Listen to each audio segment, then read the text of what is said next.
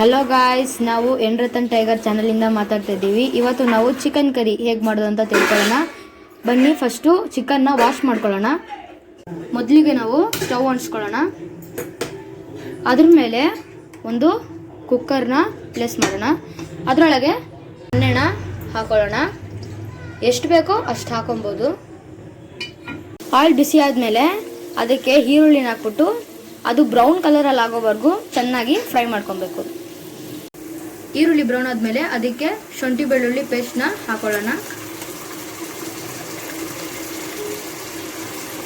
ಇವಾಗ ಟೊಮೆಟೊನ ಹಾಕೊಳ್ಳೋಣ.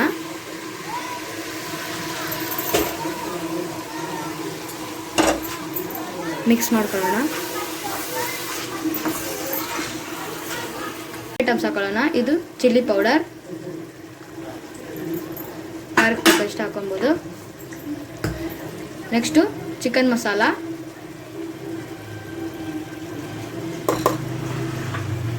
ಧನಿಯಾ ಪೌಡರ್,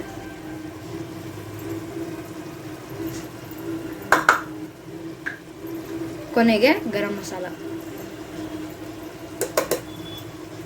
ಸೇರಿಸ್ಕೊಂಡು ಚೆನ್ನಾಗಿ ಮಿಕ್ಸ್ ಮಾಡ್ಕೊಳ್ಳೋಣ.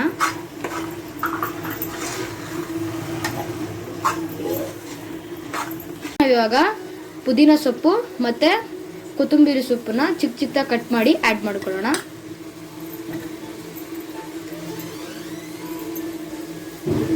ಮಿಕ್ಸ್ ಮಾಡ್ಕೊಬೇಕು.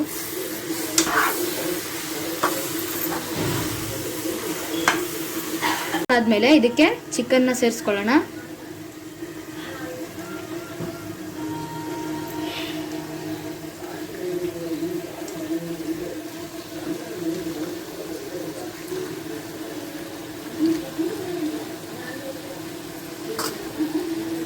ಇದಾಗಿ ಟೇಸ್ಟ್ಗೋಸ್ಕರ ಉಪ್ಪು,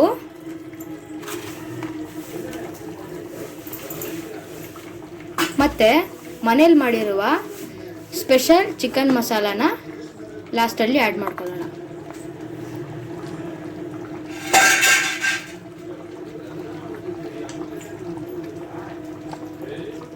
ನೋಡಿ ಫ್ರೆಂಡ್ಸ್, ನಾವು ಲಾಸ್ಟಲ್ಲಿ ಕರಿಬೇವನ್ನ ಮೇಲೆ ಹಾಕೊತೀವಿ. ಇದು ಬಂದ್ಬಿಟ್ಟು ರುಚಿಭರಿತ ಸ್ಮೆಲ್ಗಾಗಿ.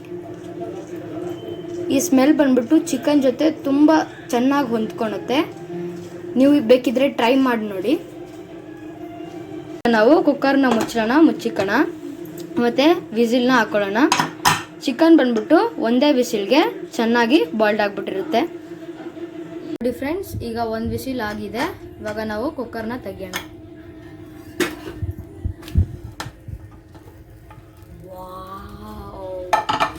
ನೋಡೋಕ್ಕೆ ಎಷ್ಟು ಟೇಸ್ಟಿಯಾಗಿ ಕಾಣಿಸ್ತಿದೆ ಅಲ್ವಾ?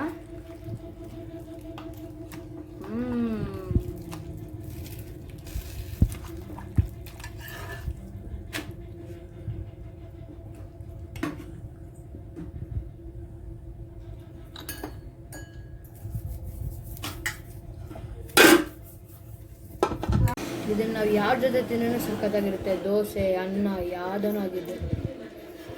ಚಪಾತಿ ಜೊತೆ ತಿಂದರೆ ಒನ್ ಮೋರ್ ಮಿನಿಟ್ ನೀವು ಹಂಗೆ